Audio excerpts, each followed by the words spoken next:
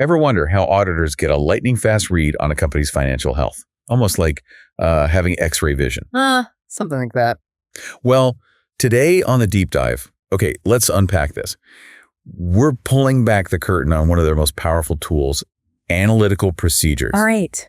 Our mission for you, our listener, is to unpack what these are, why they're absolutely crucial, and how they provide this incredible shortcut to understanding an entity's financial well-being. Mm-hmm.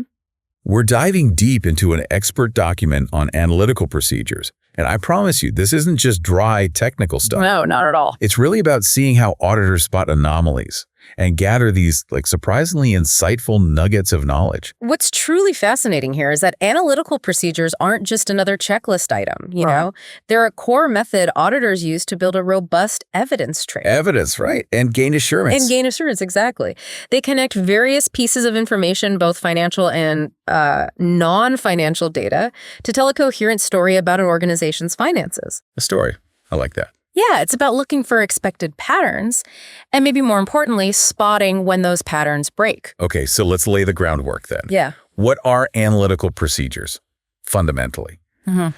Our guide defines them pretty formally. Yeah, there's the official definition. It says they're evaluations of financial information through analysis of plausible relationships among both financial and non-financial data. Plausible relationships. That's key. And it goes on, it explains they also involve investigating fluctuations or relationships that are inconsistent with other relevant information or that differ from expected values by a significant amount.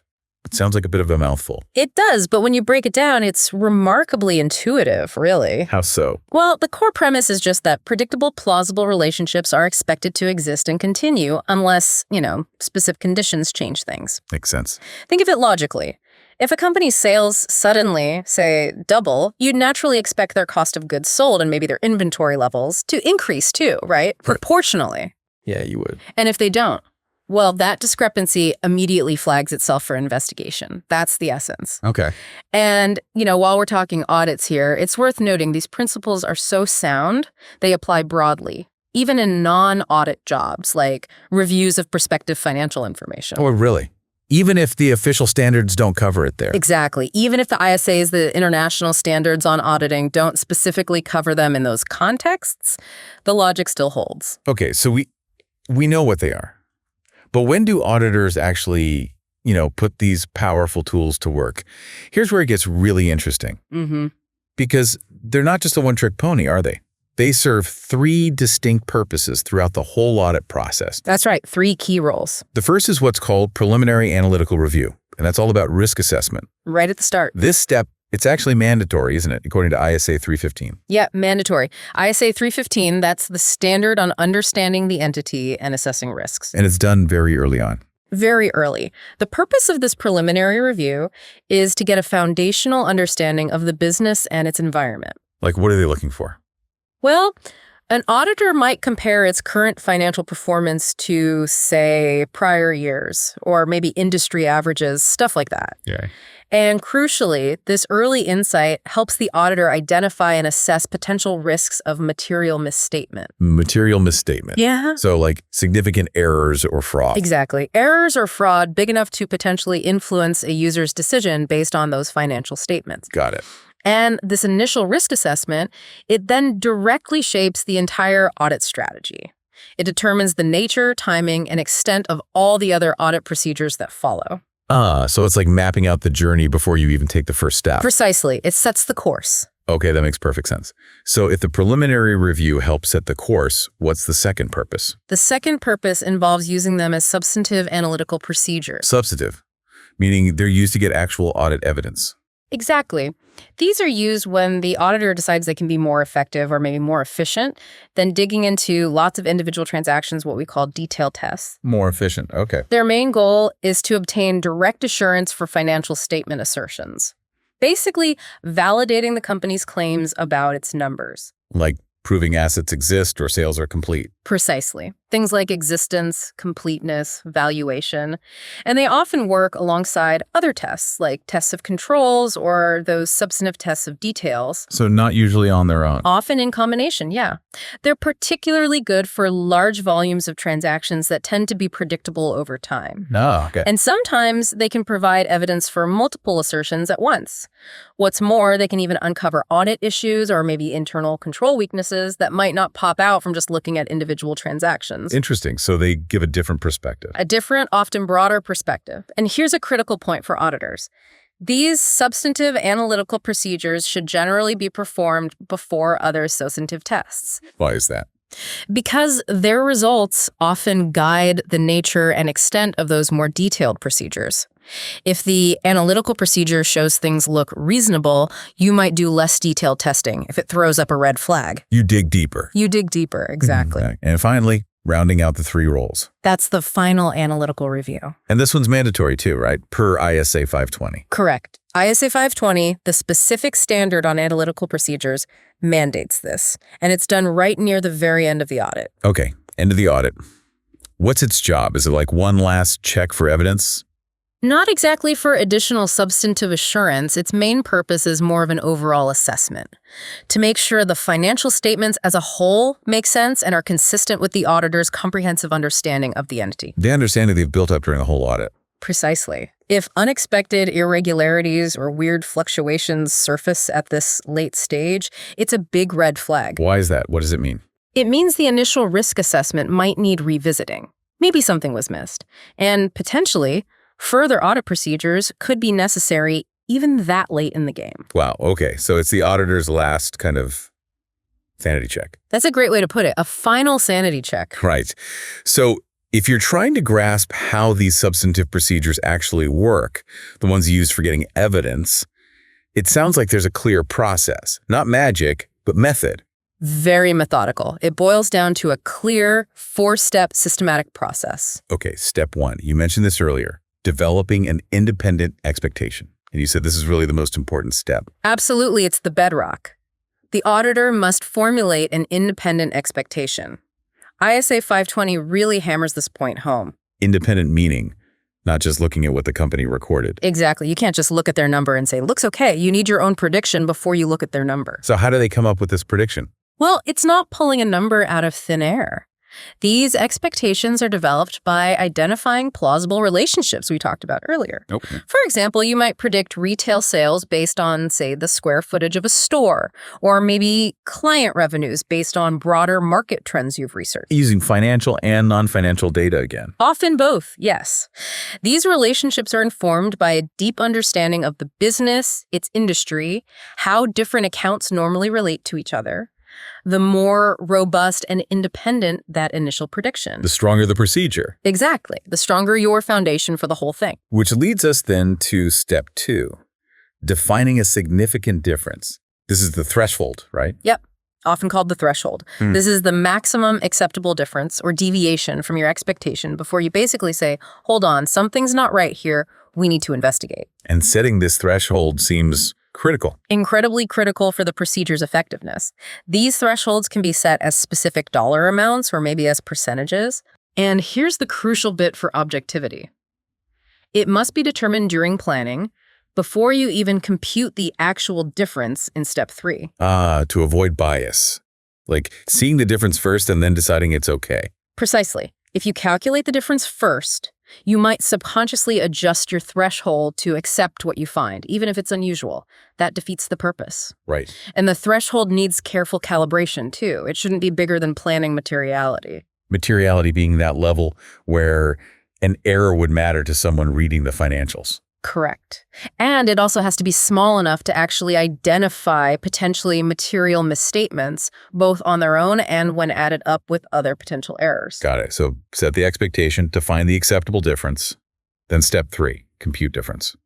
This sounds pretty straightforward. It is, mechanically speaking, just comparing your expected value with the company's recorded amount. Simple subtraction. But you mentioned a warning earlier. Yes, and it's worth repeating. Our source materials are very clear. It is absolutely not appropriate to compute the difference first and then let that result influence your expectation or your threshold after the fact. You stick to the plan. You stick to the plan. That structured, disciplined approach, expectation first, then threshold, then calculation, is absolutely vital for the integrity and reliability of the procedure. Skipping that discipline, You could miss something important. you could easily miss crucial red flags. Okay, which brings us logically to step 4. Investigate significant differences and draw conclusions. So if the difference you calculated in step 3 is bigger than the threshold you set in step 2. Then investigation is absolutely needed, no exceptions. ISA 520 mandates this. Okay. When a difference crosses that threshold, it signals an increased likelihood of misstatement. There's something potentially wrong. And does the size of the difference matter? Well, yes, but here's an important nuance. The more precise your initial expectation was back in step 1, the greater the likelihood that the difference you found is actually a misstatement rather than just random noise or normal fluctuation. Okay. Precision matters. Big time. And auditors must dig into the full amount of the difference, not just the piece that sticks out over the threshold. The whole thing, not just the excess. The whole thing. You need to understand the entire discrepancy. They need to consider if the difference was maybe caused by factors they overlooked initially. Yeah. Well, perhaps unexpected business changes happened, or maybe there was a shift in accounting treatment they didn't factor in. I see. And any new data they uncovered during this investigation, maybe new market trends or operational changes, that data also needs to be verified to fully understand its impact on the original expectations and, crucially, any accounting or auditing implications. It's all about getting to the why, isn't it? Exactly. Why is this number different from what we expected? So we've talked about these 4 steps, but how do auditors make these predictions and comparisons truly precise? What elevates a basic comparison to a really effective analytical procedure? Good question. There are several key factors that directly impact the precision and therefore the effectiveness. 4 main ones stand out. Okay, what's the first one? First is disaggregation. Disaggregation, meaning breaking things down. Exactly. The more detailed the level at which you perform these procedures, the greater their potential precision. Doing them at a really high aggregated level, like total revenue for the whole company, can actually mask significant differences. How so? Well, imagine significant differences that happen to offset each other. Maybe one division is way up, another is way down. At the total level, it might look fine, stable. But you're missing the underlying story. Completely. Think of a clothing retailer again. Maybe their overall sales look flat. But if you disaggregate by product line, you might see t-shirt sales are through the roof, but expensive suit sales have plummeted. And that's a critical business shift, potentially affecting audit risk. Absolutely. Without disaggregation, you'd miss it. So disaggregation means looking at the composition of a balance, maybe by time, like monthly or weekly data instead of annual, or by source, like geographic region, product line, or customer type. Okay, breaking it down helps. What's next? Second key factor is data reliability. It sounds obvious, but Garbage in, garbage out. pretty much. More reliable data naturally leads to more precise expectations.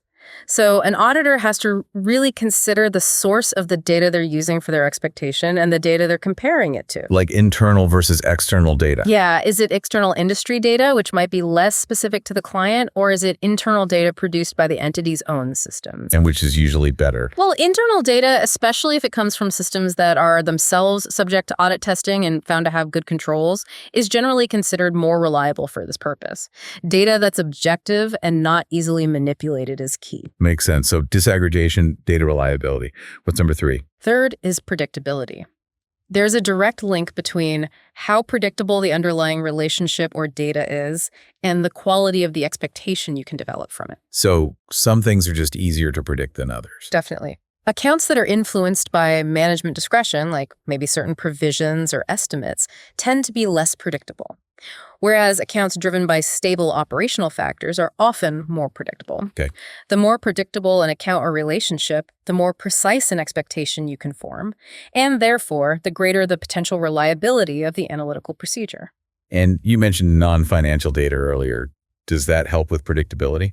Oh, significantly sometimes. Using relevant non-financial data like number of employees to predict payroll expense or occupancy rates for a hotel to predict room revenue, or units produced in a factory to predict cost of goods sold can really increase an auditor's ability to predict account relationships accurately. But the reliability factor still applies to that non-financial data too. Absolutely. You still need to consider if that non-financial data itself is reliable. Got it. Disaggregation, reliability, predictability.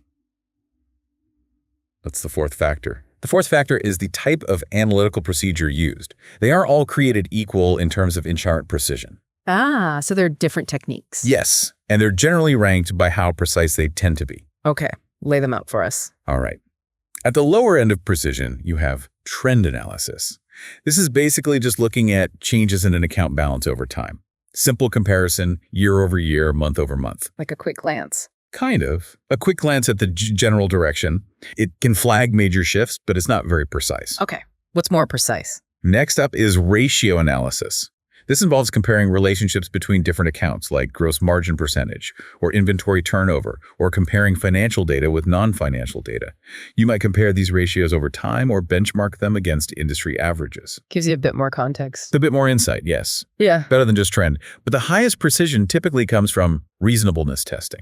Reasonableness testing, what does that involve? This involves developing a more sophisticated model to form an expectation. This model might use financial data, non-financial data, or often a combination of both, to predict the account balance or ratio. It's a much more rigorous prediction. Like the square footage predicting sales example. That could be part of a reasonableness test, exactly. It aims for a tighter, more data-driven expectation. Okay. Any other types?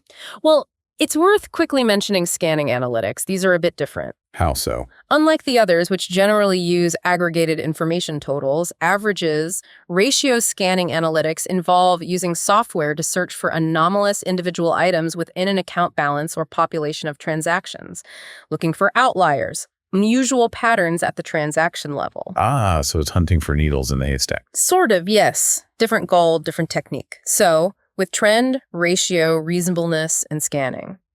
Ultimately, the auditor uses their professional judgment to pick the right type or combination of types to achieve the level of assurance they need for that particular account or assertion. Right. It always comes back to judgment. Always. Okay. So bringing this all together, what's the ultimate takeaway for you, the listener, from this deep dive into analytical procedures? It sounds like they're far more than just some dry accounting term we pulled out. Oh, absolutely. They are indeed. I think the core messages are pretty clear. First, substantive analytical procedures are a vital, really integral part of any modern risk-based audit approach. Can't really do an audit without them properly. Not effectively, no. Yeah. Second, when they're properly designed and executed, considering things like disaggregation, reliability, predictability, the right type, they can make the audit significantly more efficient. How? By doing less other work. Potentially, yes. Yeah. They can reduce the need for, or sometimes even replace, other more time-consuming detailed testing. That's a huge benefit. Okay, efficiency is good. Very. Third, their effectiveness really hinges on the auditor's deep understanding of the entity and critically exercising sound professional judgment. So it's not just a task for the junior staff. Definitely not. Given the judgment involved, senior team members should often be the ones performing, or at the very least closely reviewing these procedures. Right. And finally, for accountability, quality control, peer reviews. It's absolutely vital that these procedures are sufficiently documented. ISA 230 covers audit documentation. Documented so someone else can understand what was done. Exactly. So that even another experienced auditor, someone with no prior connection to this specific audit, can pick up the file and fully understand the work that was done, the expectations developed, the threshold set, the differences investigated, and the conclusions reached. Transparency and reproducibility. That's the goal. Okay, so we've really covered a lot. We've explored the definition, the three primary purposes, preliminary, substantive, final, the four detailed steps for substantive procedures, and those key factors like disaggregation and predictability that boost their precision. It's clear this isn't just a critical tool for auditors. No, it's a way of thinking. Yeah, a systematic way of thinking about data and relationships. So here's a final thought for you, our listener, to maybe consider. This whole approach, right? Developing independent expectations, setting clear thresholds for what's acceptable, and then meticulously investigating anomalies or differences. It's not really just for auditors, is it? How might thinking this way help you when you're trying to make sense of complex information or spot unexpected patterns in your own field? That's a great point. Whether you're, Analyzing sales data in marketing, managing project timelines, trying to figure out why costs are up, or even just budgeting for your household. It really does highlight the immense power of structured thinking, doesn't it? And that ability to truly connect the dots with data, to look beyond the surface. Yeah. Understanding why things happen is so often far more valuable, far more insightful than simply knowing what happened. That's where the real learning occurs. Couldn't agree more. Right. Well, that's all the time we have for this deep dive. Thanks so much for joining us.